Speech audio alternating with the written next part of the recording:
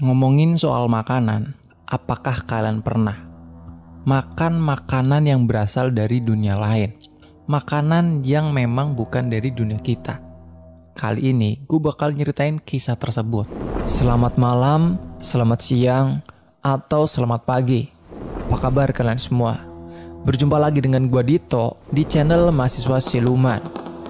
Di dalam video ini, gue bakal nyeritain satu keluarga yang makan di rumah makan gaib yang ada di Alas Roban. Ketika mereka akan pulang kampung dari Jawa Barat menuju ke Jawa Timur. Pada saat di rumah makan tersebut, mereka itu memesan makanan yang ketika mereka makan, makanan itu sangat lezat tidak terkira. Bahkan membuat narasumber itu makan dengan sangat lahap. Cuman ada beberapa hal aneh yang mereka temui.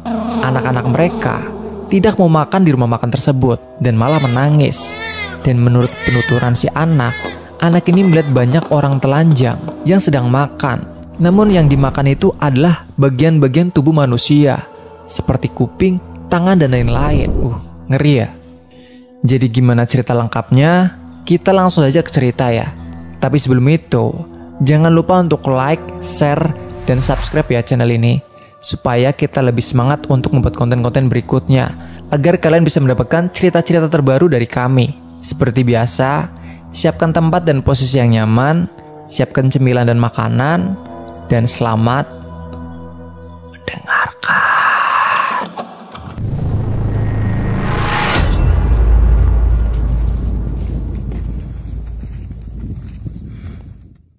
Di cerita ini, gue bakal menggunakan sudut pandang orang pertama ya, supaya lebih dapat feel ceritanya, agar kalian yang mendengarkan seperti kalian yang mengalami sendiri. Oke, langsung saja ke cerita. Masih teringat jelas di kepalaku. Waktu itu adalah hari libur panjang anakku setelah dia selesai melakukan ujian nasional di sekolahnya.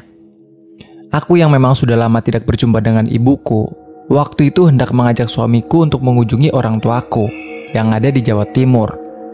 Mas, mumpung Dio libur, ayo pulang ke Jawa Timur, ucapku memulai obrolan di malam itu.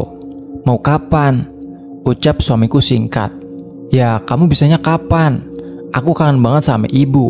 Katanya Mbak Yuli juga baru melahirkan loh. Kan kita bisa sekalian jenguk dia, imbuhku. Iya, tapi aku atur jadwal dulu ya dek. Kerjaanku masih banyak. Mungkin minggu depan aku baru bisa. Tapi ya gak bisa lama-lama. Gimana? Terang suamiku jelas. Iya mas, tapi kira-kira kapan? Biar aku telepon ibuku. Siapa tahu beliau nitip sesuatu, sahutku. Kalau kita berangkat Kamis malam gimana? Jadi nanti kita berangkatnya setelah pulang kerja. Terus Jumat Sabtu kita di sana. Dan Minggu malam kita balik ke sini. Kalau gitu kan Senin aku bisa kerja lagi. Terang suamiku jelas. Iya wis mas, terserah kamu, jawabku. Bukannya apa-apa. Kalau berangkatnya Kamis malam, aku tidak terlalu banyak cuti dek. Cutiku jadi cuma hari Jumat dan Sabtunya saja. Kan Minggu aku memang libur. Imbu suamiku sambil melihat kalender yang memang terpasang di dinding rumahku. Ya sudah, Kamis depan ya berarti. Terima kasih ya mas, sahutku sambil memeluk suamiku dari belakang. Dan akhirnya aku dan suamiku pun sepakat pulang ke Jawa Timur pada hari Kamis malam di minggu berikutnya. Singkat cerita, setelah beberapa hari berlalu, akhirnya hari yang kutunggu itu pun telah tiba. Benar sekali, hari itu adalah hari Kamis, di mana aku hendak mengunjungi orang tuaku. Aku yang memang sudah lama tidak bertemu, waktu itu benar-benar menjadi sibuk mempersiapkan barang-barang bawaanku, yang nantinya akan kuberikan kepada orang tuaku. Aku kerja dulu ya dek, kamu siapkan semuanya. Jangan lupa bawa baju-bajuku dan barang-barang Lilia. Lilia adalah anak keduaku. Kasian kan dia masih bayi, jangan sampai ada yang ketinggalan. Nanti sore pas aku pulang kerja, semuanya harus sudah siap agar kita bisa langsung berangkat. Ucap suamiku pagi itu sambil masuk ke dalam mobil dan pergi ke tempat kerjanya. Iya mas, jawabku dengan mulai mempersiapkan barang-barangku satu persatu. Waktu itu, tentu saja aku menyiapkan semua barang-barang bawaanku dan barang anakku yang saat itu masih balita. Dan tidak hanya itu ya, oleh-oleh buat orang tuaku yang memang sudah kusiapkan sebelumnya pun, saat itu aku juga tidak lupa kutata rapi agar ketika suamiku pulang nanti, aku bisa langsung segera pergi. Hingga akhirnya, sore hari pun tiba. Sore itu, sekitar pukul 5 sore, suamiku pun pulang dari tempat kerjanya. Dan seketika memasukkan barang-barang yang memang sudah kupersiapkan sejak pagi. "Mas, biar aku saja yang memasukkan semua barangnya ke dalam mobil. Kamu makan dulu sana dan istirahat. Nanti habis maghrib, kita berangkat. Kamu biar gak terlalu capek. Nanti kamu nyetir jauh loh," ucapku. "Sudah, gak apa-apa dek. Kamu urusin saja baju Lilia. Mudah-mudahan dia nanti gak rewel ya dek," sahut suamiku. Dengan terus memasukkan semua barang bawaannya satu persatu. Dan singkat cerita, setelah semua barang bawaanku sudah masuk ke dalam mobil, aku dan suamiku pun berangkat menuju rumah orang tuaku. Sekitar pukul 6 sore. Sepanjang perjalanan, tentu saja waktuku habiskan dengan mengobrol bersama suamiku. Hal itu memang sengaja kulakukan, karena selain agar suamiku tidak cepat mengantuk, malam itu keadaan jalanan benar-benar sangatlah sepi. Tanpa terasa, waktu pun berlalu begitu saja. Pinggir jalanan yang awalnya masih terlihat padat dengan pemukiman penduduk, waktu itu perlahan mulai sepi dengan tidak adanya rumah yang terlihat berdiri. Hingga akhirnya, setelah beberapa jam kemudian, aku sampai di kawasan yang jauh dari keramaian.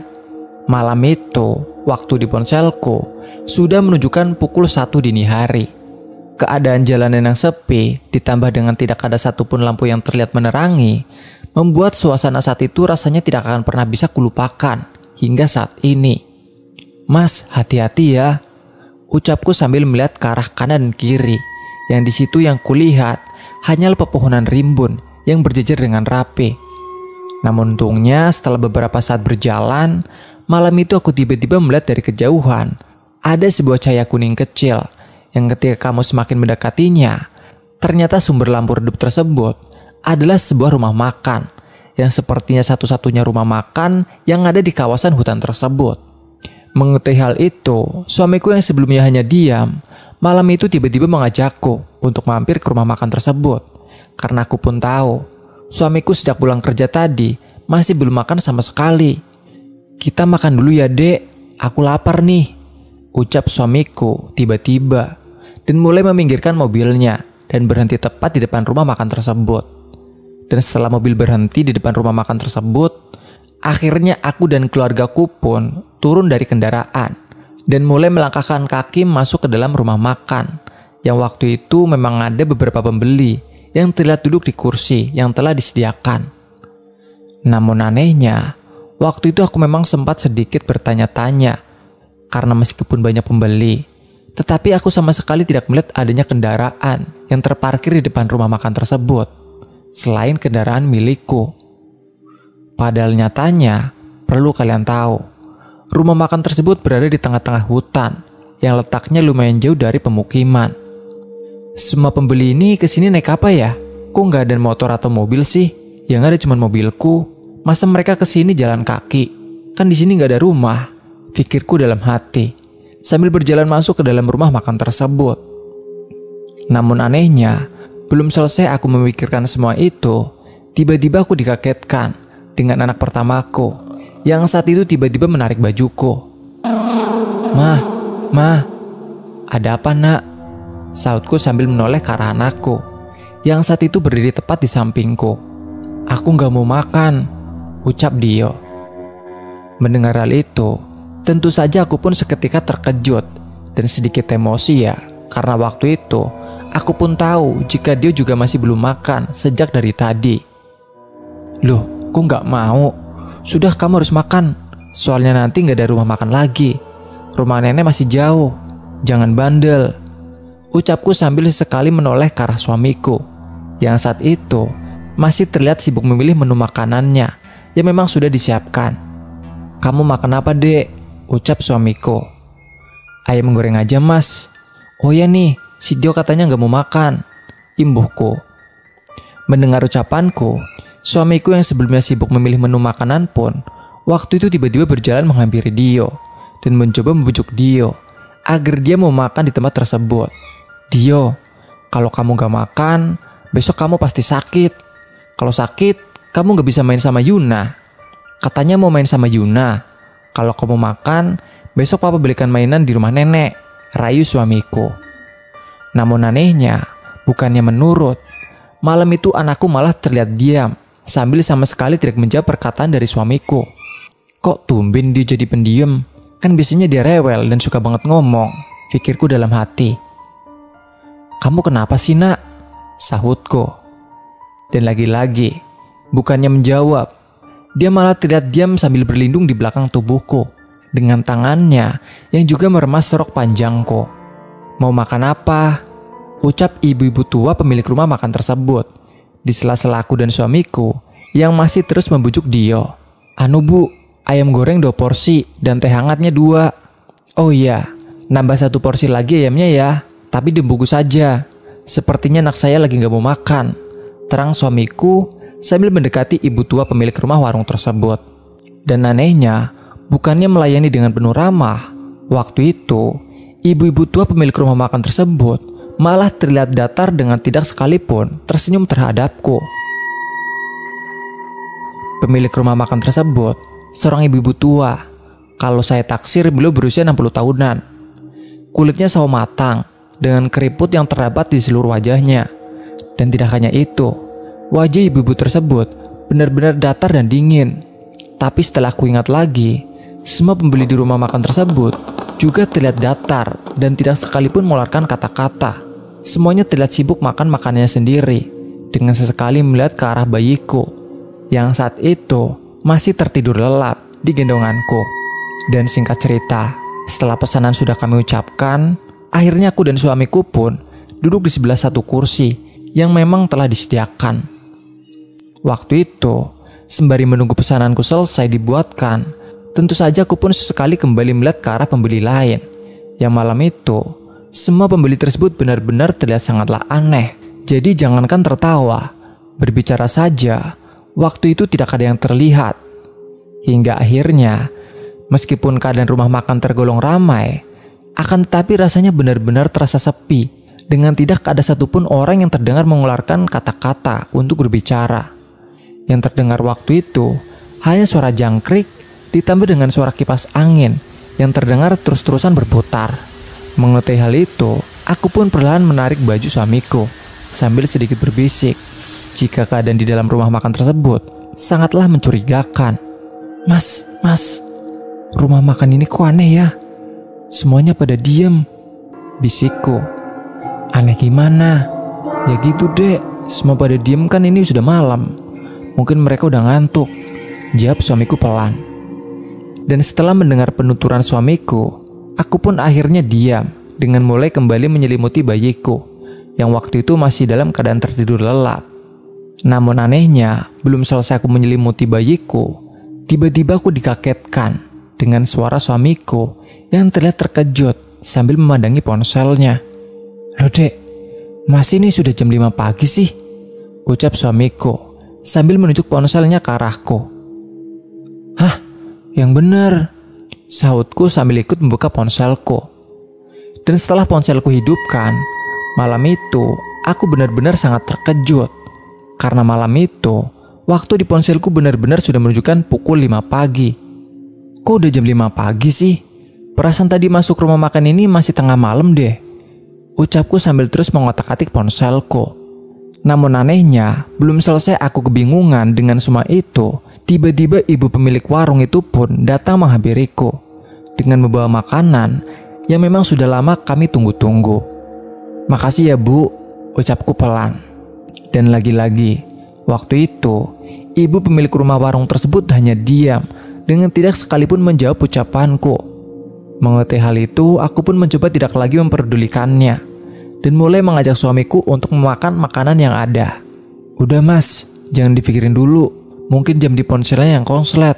Kamu makan dulu ya. Ucapku sambil perlahan memberikan piring yang ada di depanku. Iyalah, makan dulu ah. Jawab suamiku singkat. Tapi anehnya, ketika aku makan makanan yang memang sudah kupesan, aku kembali terkejut bukan main. Karena ternyata masakan yang ada di rumah makan tersebut rasanya sangatlah enak luar biasa. Merasakan hal itu, aku pun terus saja melahap makananku dengan sesekali terheran-heran dengan semua keadaan yang ada. Masakannya enak banget nih, pantesan rumah makan ini ramai, pikirku dalam hati. sambil mengarahkan pandanganku ke arah anak pertamaku. "Dio, makan ya nak, ini enak loh. Kamu kenapa jadi diem aja?" tanyaku. "Udah dek, dia sudah kupesankan dibungkus. Nanti di mobil suapin aja dia. Kayaknya dia capek perjalanan tadi," saut suamiku. Namun anehnya, belum selesai aku menghabiskan makananku, tiba-tiba bayi kecilku terbangun dari tidurnya dan seketika menangis begitu saja.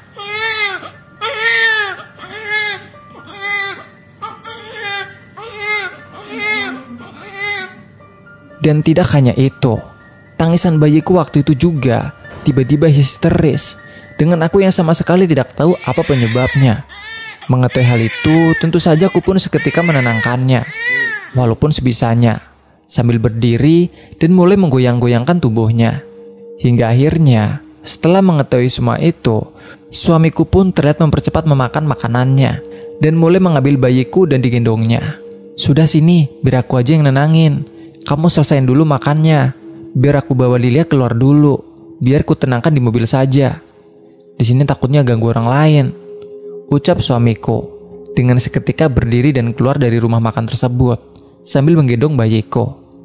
Dan setelah suamiku pergi, tentu saja waktu itu aku di dalam rumah makan tersebut hanya bersama Dio, yang waktu itu masih saja diam dengan tidak mengeluarkan sepatah kata pun. Di situ aku terus menghabiskan makananku yang tersisa hanyalah setengah saja. Dan tidak hanya itu, aku juga sesekali melihat ke arah pembeli lain. Yang anehnya, mereka terus saja memakan makanan yang ada di depannya tanpa terlihat berhenti. Dari tadi kok gak selesai-selesai ya orang-orang ini kalau makan, pikirku dalam hati dengan sekali mengarahkan pandanganku ke arah beberapa pembeli lain yang ada di rumah makan tersebut. Lampu di rumah makan tersebut masih menggunakan lampu kuning dengan cahaya lampu yang memang menyala tidak terlalu terang. Di dalam rumah makan terdapat sekitar 8 meja panjang, yang setiap meja terdapat buah-buahan lengkap dengan beberapa makanan ringan dan gorengan. Dan tidak hanya itu, keadaan rumah makan tersebut bisa dikatakan sangatlah bersih, meskipun letaknya di tengah hutan perbatasan antar kota. Hingga akhirnya, setelah aku memandangi bagian dalam rumah makan tersebut sambil mengunyah makananku, tiba-tiba pandanganku teralihkan dengan adanya kalender yang saat itu masih menunjukkan tahun 2000, yang tandanya kalender tersebut tertinggal 10 tahun yang lalu. Kalendernya kok masih tahun 2000 sih? Apa emang sengaja gak diganti ya? Pikirku. Dan anehnya, belum selesai aku memikirkan semua itu, aku tiba-tiba kembali dikagetkan dengan tarikan anak pertamaku, yang saat itu terlihat kembali menarik bajuku. Ma, ayo pergi," rintihan aku. "Mama belum selesai makan, kok ngajak pergi sih?" sahutku. Dan tanpa menjawab perkataanku, tiba-tiba anakku terlihat berdiri dan pergi keluar sambil sedikit berlari seperti anak sedang ketakutan. Mengetahui hal itu, aku pun mencoba bersikap biasa saja, karena aku pikir dia waktu itu sedang menuju ke arah mobil.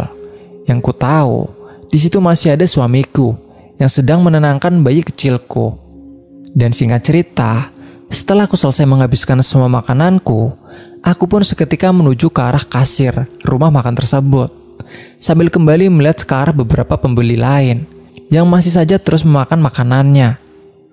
Sesampainya di kasir, tentu saja aku pun menanyakan harga dari semua makanan yang sudah aku pesan sebelumnya.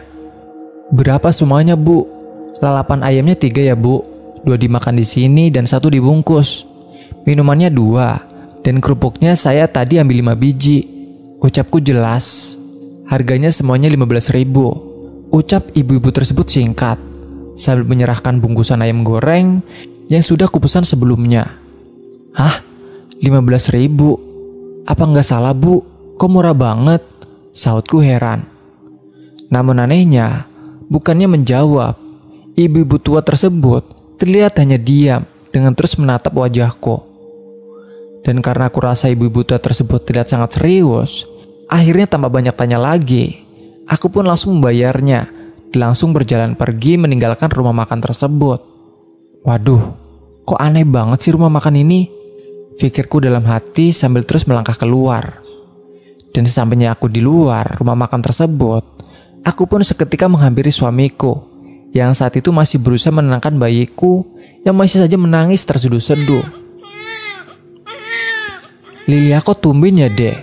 Dia nangis terus loh, gak diam sama sekali," ucap suamiku. "Iya ya mas, kenapa ya?" sahutku dengan tanganku yang mengambil bayiku dari gendongan suamiku.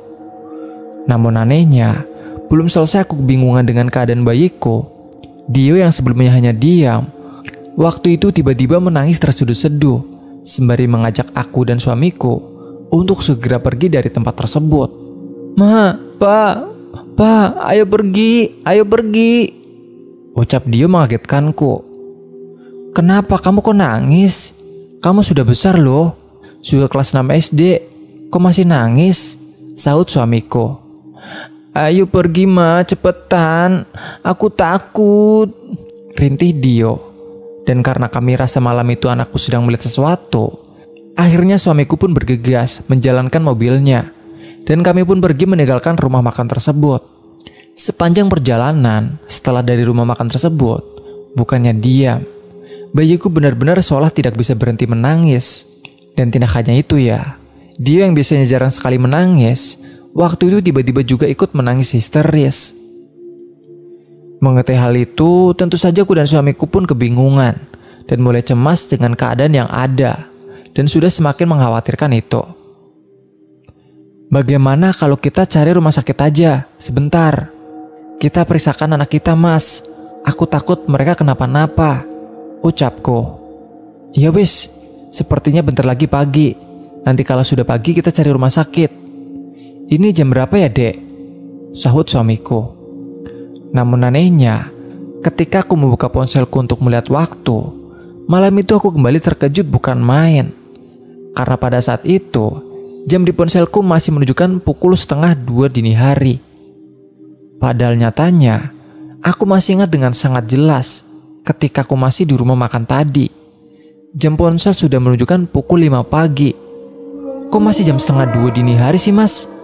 Perasaan tadi pas di rumah makan itu aku lihat sudah jam 5 pagi. Ucapku bingung. Mendengar hal itu, suamiku pun seketika menghentikan laju mobilnya dan mulai membuka ponselnya untuk memastikan nih bahwa apa yang aku katakan tersebut memang benar adanya. "Kok masih jam 1:30 sih?" ucap suamiku. Dengan dia langsung turun dari mobilnya untuk melihat keadaan di sekitar jalanan. "Waduh, iya dek, ada yang tidak beres nih," imbuh suamiku sambil mondar-mandir di pinggir jalan raya. Mengetahui semua itu, akhirnya suamiku pun memutuskan untuk segera melanjutkan perjalanan dengan pikiran yang tentu saja sudah semakin tidak karuan. Rasa takut, bingung dan heran waktu itu benar-benar campur aduk menjadi satu. Singkat cerita, setelah beberapa jam berjalan, aku dan suamiku pun akhirnya berhasil keluar dari kawasan jalanan hutan tersebut dan mulai masuk ke area perkotaan. Di situ kami sengaja berhenti sejenak sambil kembali memikirkan kejadian yang sudah kami alami. Namun sayangnya, karena kedua anakku yang masih saja tidak bisa berhenti menangis, akhirnya kami pun memutuskan untuk mencari rumah sakit atau klinik terdekat agar kami tahu apa yang sedang dialami oleh kedua anakku. Dan akhirnya, berbekal Google Maps yang ada di ponselku, sekitar pukul 7 pagi, aku pun sampai di sebuah rumah sakit kecil yang ada di pinggir jalan. Di situ, tentu saja aku segera memeriksakan keadaan anakku karena aku khawatir jika terjadi sesuatu. Dan anehnya, menurut keterangan dokter, anakku waktu itu tidak mengalami sakit apapun. Bahkan nih, dokter saat itu juga terlihat sedikit kebingungan dengan keadaan kedua anakku yang terus saja menangis histeris, seolah sedang disakiti oleh seseorang. Hingga akhirnya, setelah aku menceritakan semua kejadian yang telah aku alami semalam, dokter pun mulai paham dan mulai mengatakan jika kedua anakku terkena gangguan non-medis. Di situ aku dan suamiku pun seketika lemas dan memutuskan untuk kembali melanjutkan perjalanan menuju rumah orang tuaku agar anakku segera mendapatkan bantuan. Semua itu memang sengaja kulakukan karena aku pun juga tahu ya, sepertinya sakit seperti ini bisa disembuhkan oleh ibuku. Dan seiring berjalannya waktu, Akhirnya waktu pun sudah menunjukkan pukul 3 sore. Aku sampai di rumah ibuku, tapi tidak dengan bahagia, namun dengan keadaan bersedih karena keadaan kedua anakku. Di situ, anakku seketika dirawat dan diobati oleh ibuku dengan obat-obatan dan doa-doa Jawa yang aku pun tidak tahu apa artinya. Keesokan harinya, setelah dia berhasil sedikit tenang, aku pun perlahan mencoba menanyakan apa yang sebenarnya dia lihat di rumah makan malam semalam. Menurut Dio, di rumah makan tersebut, dia melihat banyak sekali perempuan telanjang bulat dengan rambut yang hanya sebagian. Dan tidak hanya itu, semua perempuan yang Dio lihat, semuanya sedang makan anggota tubuh manusia. Ada yang sedang makan jari manusia, telinga manusia, hidung manusia, hingga kaki manusia. Mendengar hal itu, aku pun seketika terkejut bukan main, karena aku sama sekali tidak melihat apa yang dilihat Dio. Yang kulihat waktu itu hanya beberapa orang makan, namun tidak kunjung selesai. Dan akhir cerita, setelah mendengarkan semua penuturan Dio, kami pun ketika kembali pulang ke Jawa Barat tidak berani lagi melalui jalan tersebut. Kami sengaja memilih jalan tol agar semua keluargaku aman dari gangguan yang tidak kuinginkan. Dan selanjutnya, setelah aku menceritakan semua pengalaman itu kepada saudara dan rekan-rekanku yang kebetulan tinggal tidak jauh dari kawasan hutan tempat aku bertemu rumah makan tersebut, mereka semua menjelaskan jika di sepanjang kawasan tersebut sama sekali tidak ada rumah makan yang seperti aku ceritakan. Hal itu dikuatkan dengan beberapa tahun berikutnya ketika aku kembali mudik. Aku sengaja mencoba kembali melewati kawasan hutan itu untuk memastikan keberadaan rumah makan tersebut. Dan ternyata, aku sama sekali tidak menjumpai rumah makan yang dulu pernah aku hampiri tersebut. Kenyataan tersebut tentu saja seketika membuat aku terheran dengan apa yang sudah aku temukan. Bahkan aku juga masih ingat, nasi bungkus yang dulu sempat dibungkus, waktu itu isinya pun juga masih nasi dan lalapan ayam, sesuai dengan apa yang sudah aku pesan. Semuanya benar-benar nampak normal, dan tidak ada sedikit pun tanda-tanda jika rumah makan tersebut adalah rumah makan setan. Dan akhirnya, kini pengalaman tersebut menjadi sebuah cerita tersendiri dalam hidupku. Kini, meski Dio dan Lilia sekarang sudah tumbuh dewasa, aku masih saja sering menceritakan tentang pengalaman ini kepada mereka. Bahwasanya kita sekeluarga pernah makan di rumah makan tak kasat mata. Dalam cerita ini, narasumber tidak memberikan informasi pasti tentang di mana letak persis dari rumah makan gaib tersebut. Namun setelah kami gali lebih dalam lagi, kami menduga jika letak rumah makan gaib tersebut ada di kawasan Alas Roban. Hal itu dikuatkan dengan berbagai bukti dan cerita dari narasumber yang memang sengaja tidak diperkenankan untuk dibagikan. Terlepas dari itu semua, semoga dengan adanya pengalaman seperti ini membuat kita bisa lebih berhati-hati lagi dalam berpergian. Terima kasih teman-teman, semoga cerita ini menemani hari-hari kalian. Semoga video ini menghibur dan bermanfaat. Sampai jumpa di video kami selanjutnya. Gue Dito, salam lestari, mahasiswa siluman.